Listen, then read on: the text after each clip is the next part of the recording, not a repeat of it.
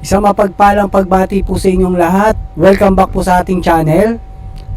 Bidyong panonoodin po natin dito sa DZMM Teleradyo ang patungkol sa impeachment ni Vice President Sara Duterte, na kung bakit daw na-postpone at until now na-postpone uli. Dapat kasi today ang ang impeachment, yung umpisa June 2, 2025. So alamin po natin kung bakit nga ba nadi-delay. At ito, Pimentel Islam's delay on Vice President Duterte impeachment trial. So alamin po natin, no, kung bakit nga po. Magandang umaga, Alvin, Doris, and sa lahat po ng nakikinig sa atin. Oo, Good morning, everybody. Sabi Yan. ng mga producer ko, naku, hindi natin makukuha si Senator Coco kasi maaga kami ni Bigornia eh. Oo. Masyadong maaga para sa'yo. Pero ngayon, nagpapasalamat kami dahil nandyan po kayo, Senator Coco. Maaga kayo nagising today. Hindi. Ay. Hindi, yung mga request yun yata noon, mga alas 5 yata ng umaga. O hindi naman, alas 6 kami. 6 to 8 Naniniguro lang kami. kami. Oo. Naniniguro lang. Tsaka prime time kami. Pag alas 6 ka ng umaga, Oo. Senator Coco, 6 to 8, prime time yan. Oo. Oo nga, alam ko.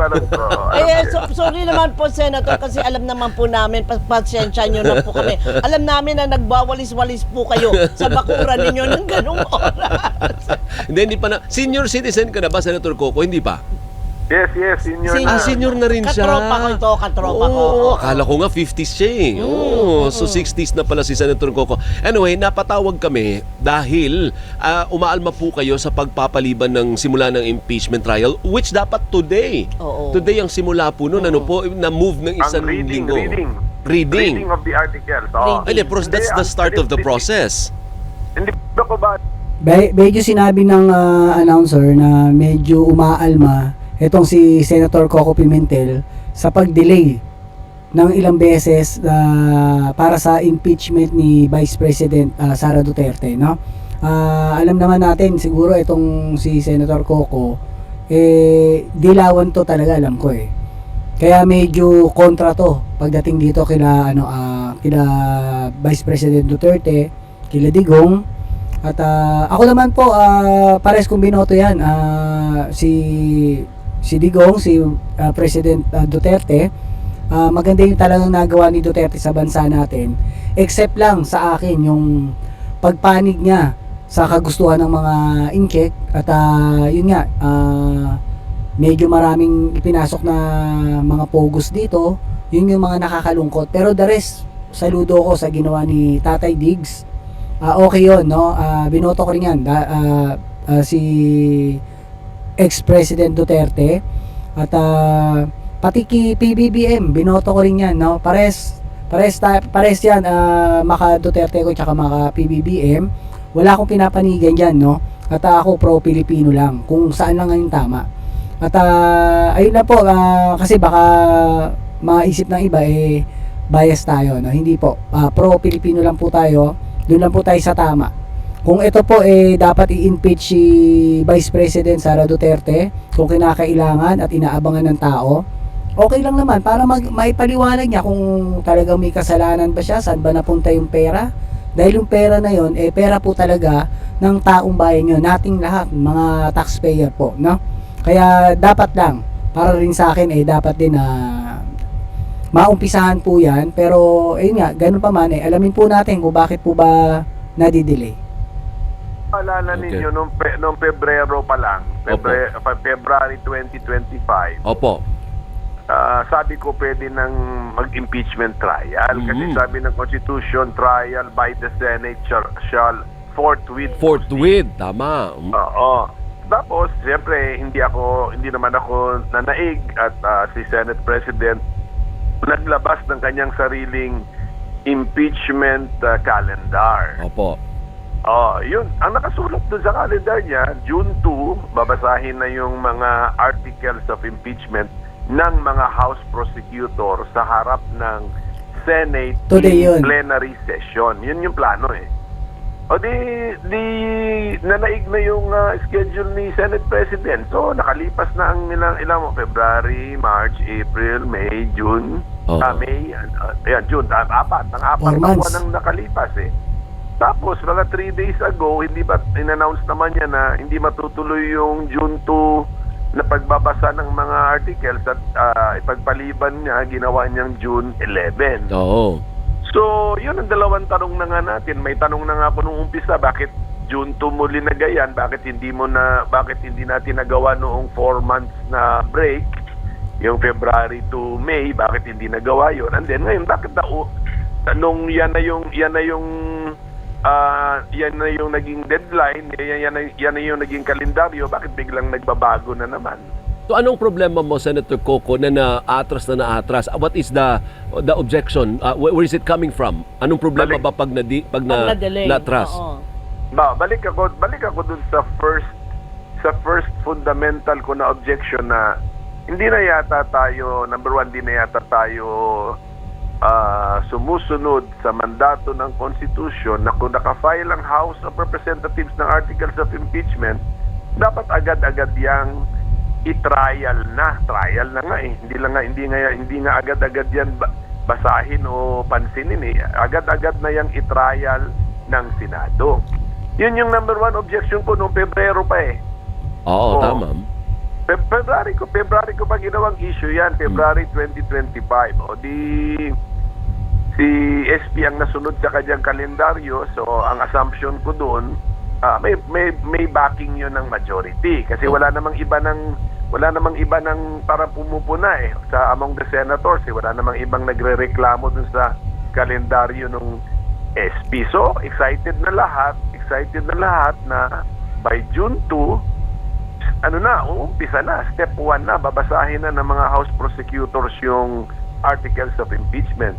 Pati pala yun, hindi rin matutuloy. So, 8 days naman ang postponement niya. So, doble-doble na ang hindi delay. pagsunod ng Senado sa kautusan ng Constitution that ang impeachment, bigyan nyo ng prioridad yan at agad-agad na kayong maglitis sa Senado. Yan yun eh. So kung step 1 yan yung step sa mata ni Senate President, yan yung step 1 eh. Kailan ba kung delay ka ng delay nung unang hakbang, kailan darating yung sunod na mga hakbang? Kailan darating yung paglilitis? Opo. So hindi kayo satisfied dun sa paliwanag na kasi ang parang ang dating is unahin muna natin Mas yung mga maraming importanteng prioridad. legislation na importante mahabol, Correct. saka natin pagbigyan itong impeachment. Hindi kayo Siguro sa akin, tama nga rin yun, no? Unahin muna yung mga mas importante pa. Pero ito, kailangan din masagot din to ng Vice President. Kasi gaya nga na sinabi natin kanina, pera ng taong bayan yun. At hinahanap lang or pinagpapaliwanag lang kung saan napunta. Para na sa ganon, hindi pa marisa ng mga iba. Dahil kung hindi ito mai-impeach, ang mangyayari niyan, marami nilang gagawa ng mga ganyang mga politician sa ating bayan. Alam naman natin na talagang talamak ang korupsyon dito sa ating bansa, no? So hindi ko naman sinasabi na guilty, basta ipaliwanag lang, no? Pero yun nga, mas maganda rin naman na ipagpaliban din muna siguro yan para na sa ganun unahin na lang yung mga mas importante. Sa akin nga, mas importante yung mga kagaya sa Meralco.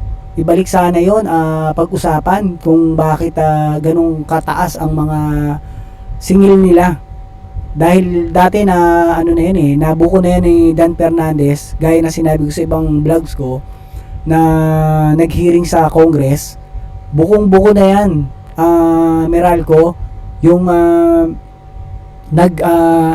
nag-ahensya na nag-check dyan kung dapat ganito yung taripa nyo, biglang parang hinayaan na lang yun at bahala na ang Meralco ang maglagay kung magkano yung gusto nilang maging presyo. Kaya hanggang until now ang lalaki ng binabayaran natin sa Meralco, di ba? Dapat yun importante ibalik yun kasi para sa taong bayan talaga yun at isa yun sa nagpapahirap lalo na sa mga mahihirap talaga na tao. Mahirap talaga tapos sobrang taas ng singil na hindi naman pala dapat. Dapat yun, yung mga una, ibalik yun. Pag-usapan uli sa Senado na. Hindi yung itong impeachment, medyo i-delay na lang muna. Para sa akin kayo solve doon, hindi kayo kontento doon. Una sa lahat, meron akong hint or clue sa Senate impeachment rules namin na sinabi doon na kung sakaling magbabanggaan ang legislative schedule at saka ang impeachment trial schedule, isuspend muna ang legislative schedule para matuloy ang impeachment trial schedule. So, ano ibig sabihin nun? Di ba, anong hint natin doon? Anong clue natin doon na kung kulang ka sa oras at meron kang impeachment at meron kang gagawin na batas, unahin mo na yung impeachment. Bakit ba inuuna ang impeachment? Kasi ang impeachment, meron tayong inaabalang mataas na opisyal ng gobyerno. Yun lang naman ang mga ini-impeach eh. Oo. High-ranking government officials. Correct. So meron kang binibitin dyan. Binibitin mo yung faith, yung government service nitong taong ito. Gusto na rin niyang malaman, tuloy ba ako sa government service? Tanggal ba ako sa government service? So kailangan unahin yun kasi kumilos na rin ang House of Representatives doon, kaya sila nag-file ng articles of impeachment. Tandaan natin na representatives of the people din itong House of Representatives. So, yan yung aking opinion na Opo. Playing safe din to si Senator Coco Pimentel, no? Sa mga sinasabi niya, naririnig naman natin, no? Para nga naman daw na malaman ng Vice President kung siya tuloy pa rin sa pagtatrabaho niya bilang Vice Presidente or matatanggal na siya. Kasi kung matanggal yan at ma-impeach yan, automatic makukulong, di ba? So parang double meaning, safety place ang sinasabi ni Senator Coco Pimentel para sa kanya, no? Parang gusto niyang matuloy, pero ang sinasabi niya ay para sa pabor sa Vice Presidente na malaman niya kung magpapatuloy pa siya o hindi. Pero wag ka, ang point doon, para syempre pag na-impeach at na-guilty, kulong talaga. So alam naman natin na against din to sa mga Duterte, no? Pero siguro medyo may point din naman siya doon kasi pera rin naman talaga ng taong bayan yun pag-uusapan dito at para hindi na pamarisan pa. Pero para nga rin sa iba, sa akin din, may mas iba pang dapat unahin. Yun din lang muna, parang postpone lang pero pag-usapan pa rin to. pagka nagka-clash ang dalawang schedule, tapusin nyo na yung legislative schedule versus impeachment trial schedule. Unahin na si impeachment trial schedule. Anyway, kaya nyo tapusin ng mabilis yan. Hindi na kontrolado ng Senado ang schedule niyan. Ang impeachment trial schedule, pwede niya gawing easy, dahan-dahan, kaya tatagal. Pwede din niyang gawing urgent, jam-packed yung schedule, puno yung schedule sa isang araw para matapos. So I'm pretty sure, Senator Coco, nabasa din ni Senate President Chis Escudero yan. Are you saying na mali ang interpretasyon niya? Well, I'm sure he can justify because ang ginagamit ko yung Rule 10 or Roman numeral X. Pero ang scenario doon pagka nagta-trial na, when there is an ongoing trial, pwede niyang gawing excuse ngayon kaya nga wala pa naman yung trial. Pero disagree nga ako doon na i-delay mo lang yung trial para lang hindi po mag-kick in yung Senate impeachment rules, pero sabi naman ng Constitution, the trial shall forthwith proceed. So ganun din yun, ang trial nga hindi dinidelay. Yan ang ibig sabihin. Tapos ito ba, additional argument ko na lang. Ano po? Yung role nitong 19th Congress na Senado, kasi dahil sa na-pushback na, di ba, dahil ang kalendaryo ni Senate President, June 2 babasahin, June 3 magko-convene ang court. Tapos wala na kaming role kasi ang trial, ang action ng trial, yung cross-examination ng testigo, sa kalendaryo mismo ni Senate President, sa Hulyo na mangyayari yun July na mangyayari yun. Ibig sabihin nun, sa 20th Congress Senate na yon, di ba?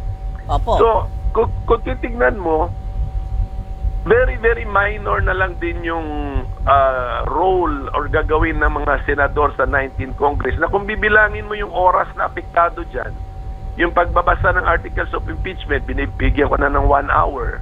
Tapos yung initial convening namin as a Senate Impeachment Court, mag-vote si SP, mag-vote ang mga senador, tapos i-announce niya that the Senate Impeachment Court has been convened.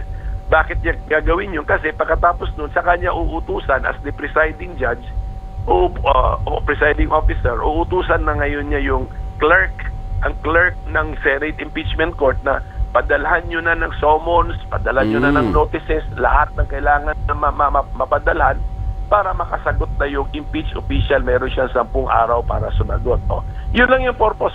Isang oras yung pagbabasa ng Senate Impeachment Rules, ang pag-convene ng Senate as an impeachment court, bigyan na lang natin ng 2 hanggang 3 oras.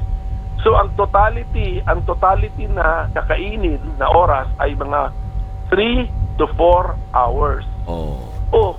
Ang legislative session naman namin, hapon alas 3 ng hapon Di gawin na lang namin yung convening of the impeachment court alas 8 ng umaga, alas 9 ng umaga, di tapos na.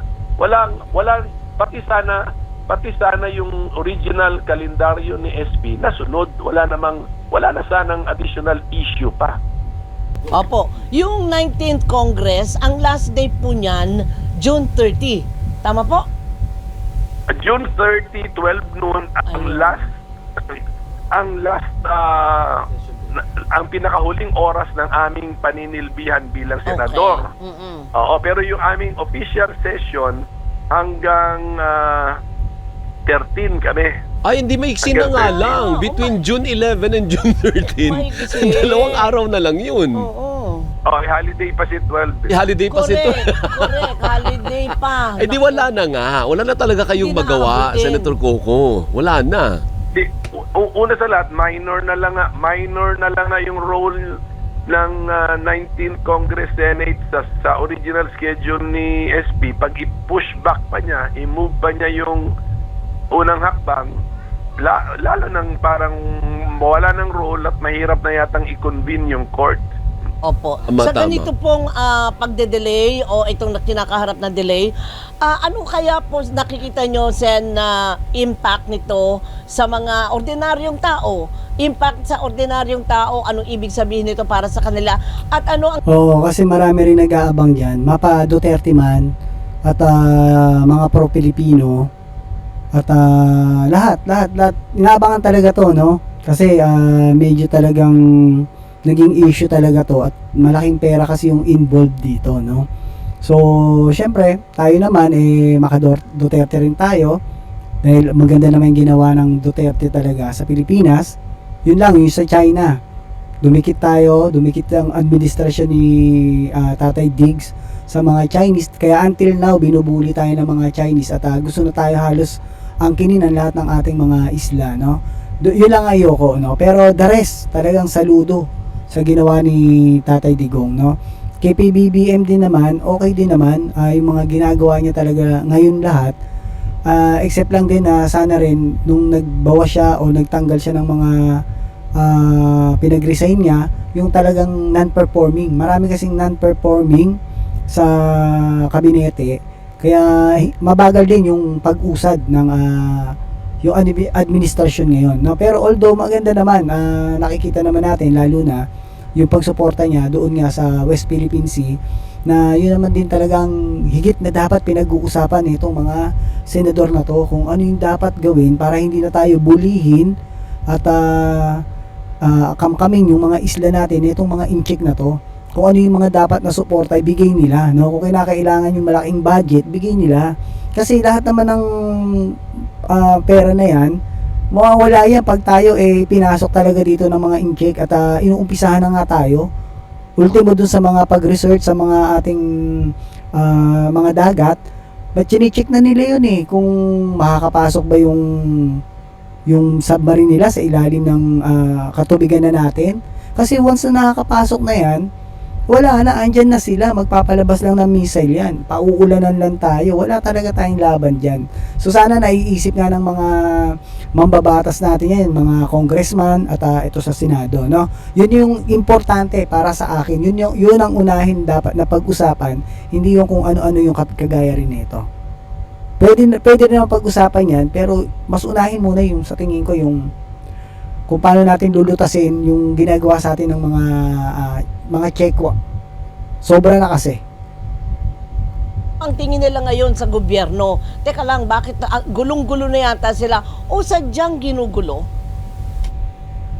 Well, doon na lang muna ako sa sa pananaw ng taong bayan. Siyempre, hindi naman 100% ang nakatutok sa impeachment. Pero Opo.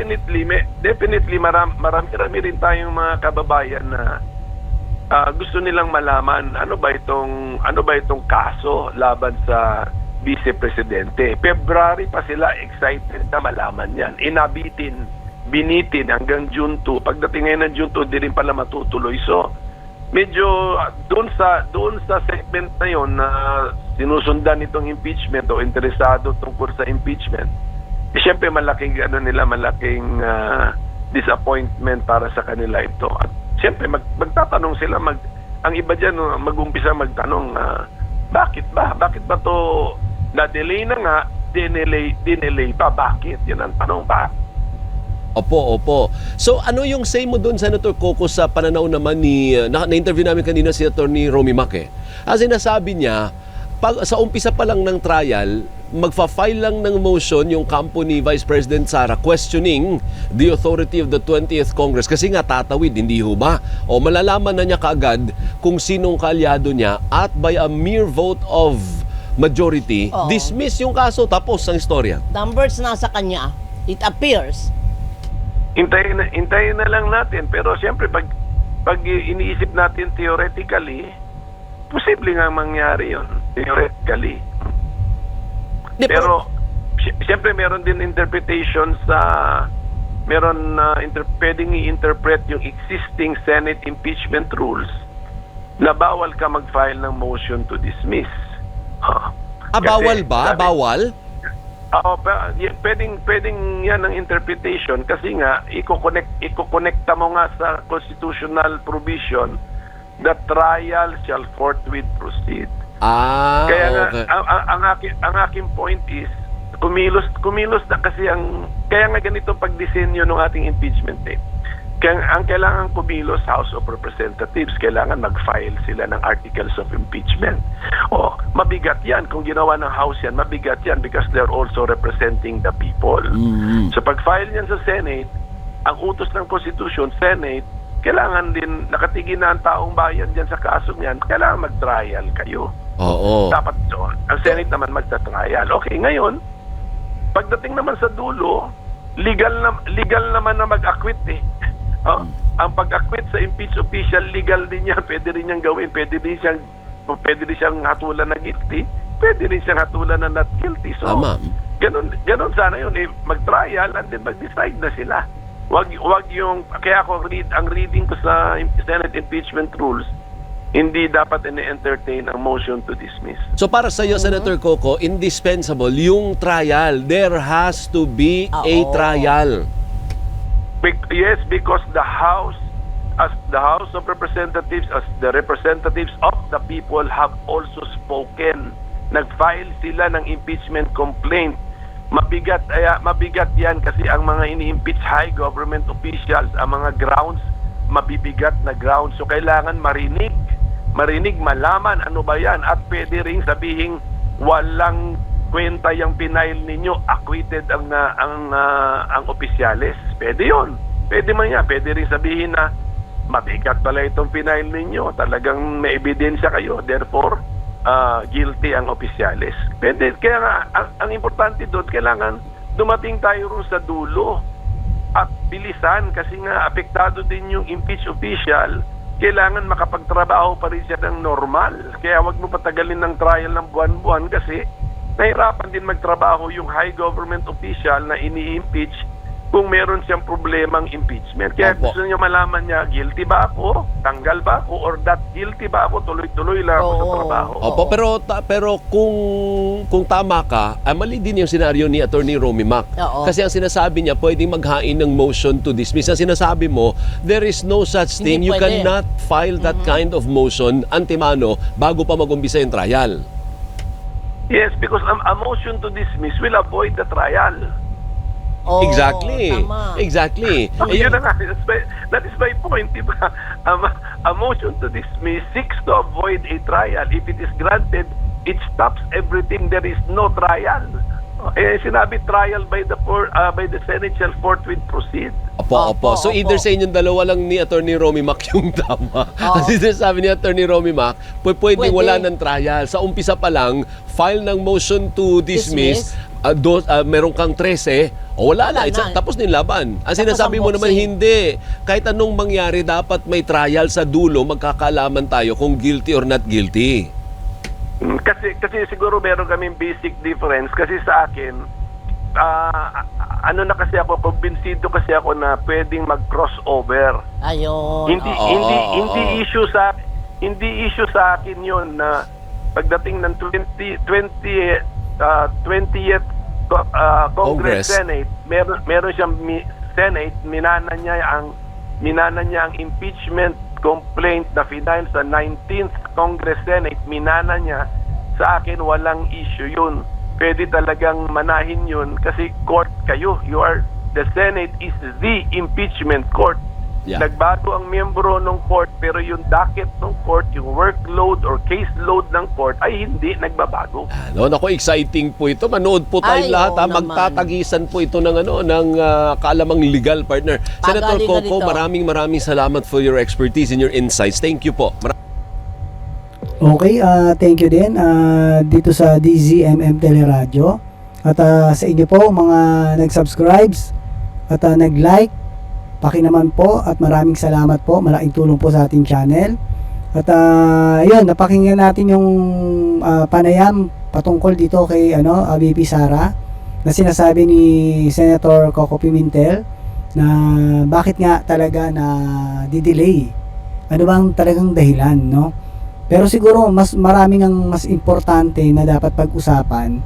Pero tama rin naman si Senator Coco na dapat din pag-usapan to kasi para talaga hindi pa marisa ng ibang mga opisyales, no? Magkaroon ng takot. Kasi ito, medyo pangalawa pa lang to sa ng Pilipinas no. Una na impeach si dating president Joseph Estrada. Medyo matagal na panahon na 'yon kasi Joseph Estrada tapos 'di ba naging si Pinoy Aquino, si Noynoy. Tapos yun nga, ito na si Tatay Dig, si Duterte, no? Ngayon naman ito si PBBM. So medyo matagal na 'yon, tatlong presidente o apat kasi after ng impeachment bago pa lang si Joseph Estrada noon ang pumalit agad din yung vice president natin na si si GMA, no? Si Macapagal Arroyo. So ayun, sa inyo po mga kababayan, para sa inyo, ano ba ang dapat? Ito po ba dapat mapag-usapan na, matuloy na? Comment down below po kayo kung dapat po ba na mapag-usapan na to, maiharap na si Vice President Sara Duterte sa impeachment para na sa ganun malaman na talaga kung ito ba guilty or not guilty, no? So para sa mamamayang Pilipino rin naman yun at para hindi rin pamarisan, para lang maging klaro kung ano ba yung totoo, or dapat po ba na mas may unahing iba. Para sa akin, unahin talaga dapat yung usapin patungkol dito sa West Philippine Sea kasi kahit anong pag-uusap ang ginagawa nila dyan, kung tayo naman talagang lulusubin at sasakupin agad ang mga Chinese, wala rin ang mangyayari sa mga pinag-uusapan nila na yan, no? Kaya para sa akin yun ang mas importante, no? At para hindi na rin tayo binubuli ng mga Chinese, dapat mapaghandaan natin, mabigay natin lahat ng suporta, lalo-lalo na yung suporta ng Congress at itong Senado. Yung dalawa na yan, dapat talaga sumuporta sila dito sa ating kasanduluhan sa mga PCG. Ayun naman po, at ito po muli si Tio Paeng ang nagsasabing, life is short, be happy, and world peace.